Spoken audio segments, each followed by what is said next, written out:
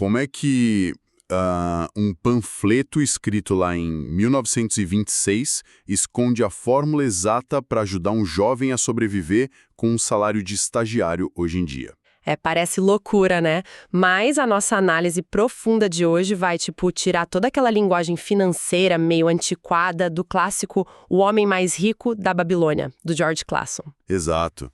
E a missão é traduzir esses princípios numa rotina mensal bem prática para quem está começando agora no mercado de trabalho. Ok, vamos desempacotar isso. Os conselhos da Babilônia Antiga realmente têm algum poder na nossa economia hiperconectada? Olha, a natureza humana não mudou desde a Babilônia. Então, se a gente for aplicar a lógica do Clason no dia a dia de um estagiário, o primeiro passo começa logo na manhã do dia do pagamento, sabe? Atacando o maior vilão da conta bancária. Aquela ilusão de que o dinheiro disponível está todo ali para ser gasto imediatamente. Perfeito!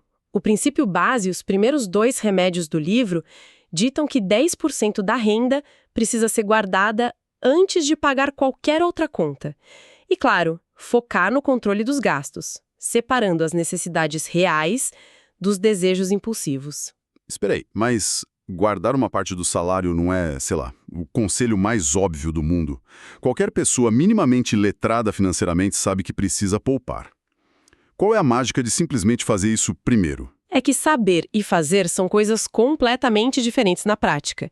Eu fico impressionada como a genialidade desse método não é matemática, ela é puramente psicológica. Ah, entendi.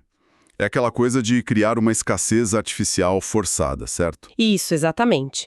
Quando o dinheiro sai da vista e vai para outra conta no exato minuto em que cai no banco, o nosso cérebro se adapta de forma muito criativa para sobreviver com os 90% restantes e sem sentir grande privação. Faz sentido. O grande problema é quando a pessoa deixa para poupar só o que sobra no fim do mês. Nem me fale. Porque nunca sobra nada, né? O padrão de vida meio que sempre se expande para devorar a renda inteira.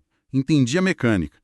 E para quem ganha pouco, fica muito mais fácil de engolir se a gente não pensar nisso como uma perda. Com certeza. É um imposto. Esses 10% da bolsa de estágios são tipo um imposto inegociável pago ao próprio eu do futuro. Nossa, essa é a analogia perfeita.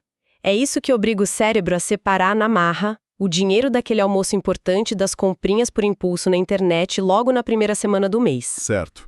Então, o imposto está pago.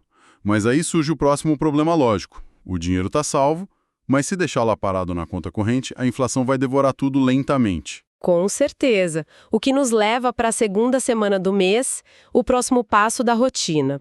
Colocar esse capital para trabalhar, mas de forma extremamente defensiva. O que é fascinante aqui é como o texto original alerta rigorosamente contra aquelas promessas de ganhos fáceis. Mas, pausa rápida aqui. Se o jovem tem ali os seus 20 e poucos anos, talvez até ainda morre com os pais, essa não seria exatamente a fase da vida para correr uns riscos meio absurdos. Como assim? Tipo, colocar o dinheiro em criptomoedas desconhecidas, apostas, já que existe tempo de sobra para se recuperar se der tudo errado. Por que jogar na retranca tão cedo? Olha, essa é uma armadilha clássica. O objetivo de poupar os primeiros salários não é ficar milionário do dia para a noite. O foco é construir o hábito, sabe? Criar musculatura financeira. Ah, entendi. Porque perder o capital inicial buscando lucros irreais acaba destruindo o ímpeto psicológico de quem está começando. Eu ficaria bem frustrado. Exato. Um erro muito grave no começo cria uma aversão a investimentos que pode durar décadas. A regra da Babilônia é clara: proteger o pequeno tesouro e buscar conselhos com pessoas que já construíram patrimônio sólido. E fugir daqueles charlatões que vendem milagres na internet. Ou seja, blindar o dinheiro também é blindar o próprio psicológico. Sem dúvida. E assim a gente chega na segunda quinzena do mês. A rotina deixa a sobrevivência diária um pouco de lado e foca mais no longo prazo. O livro fala muito sobre os últimos remédios, que são garantir renda futura e tornar a moradia um investimento lucrativo. Então, o que tudo isso significa? Porque, honestamente, falar em comprar uma casa hoje para um universitário soa como pura ficção científica. E é mesmo. Na época do Clauson, o acesso a propriedades era o foco mais natural. Mas para o jovem de hoje, a energia não deve ir para o mercado imobiliário prematuramente, e sim para o próprio capital humano. Faz total sentido. Então, o verdadeiro trunfo do livro para quem está começando é o foco no sétimo remédio, que é aumentar a própria capacidade de ganhar. Isso aí. E onde o estagiário investe para aumentar essa capacidade? Nele mesmo. No cérebro do jovem profissional. E olha, isso não é apenas uma frase de efeito. O mecanismo funciona porque o conhecimento se acumula exatamente como juros compostos. Com certeza. Aprender a dominar o Excel hoje, por exemplo, torna muito mais fácil aprender a programar em Python amanhã. E cruzar essas duas habilidades pode qualificar esse estagiário para uma vaga que literalmente dobra o salário no mês seguinte. As habilidades vão se empilhando umas sobre as outras. Essa é a verdadeira máquina de fazer dinheiro, né? O investimento em competências entrega dividendos constantes que nenhuma crise financeira ou algoritmo consegue tirar de quem se preparou. Exatamente.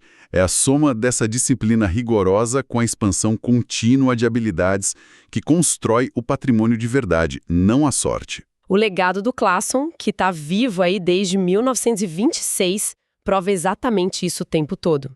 Bom, o que nos deixa com uma pergunta bastante provocativa para encerrar a nossa análise. Se a base de toda a estabilidade financeira foi perfeitamente resumida em parábolas tão simples há 100 anos, fica o questionamento. Qual seria? Será que a complexidade infinita dos produtos financeiros modernos, aqueles gráficos todos nos aplicativos, existe mesmo para ajudar as pessoas? Ou serve apenas para nos distrair da velha e boa disciplina de pagar o imposto do futuro primeiro? Fica a reflexão para quem nos escuta.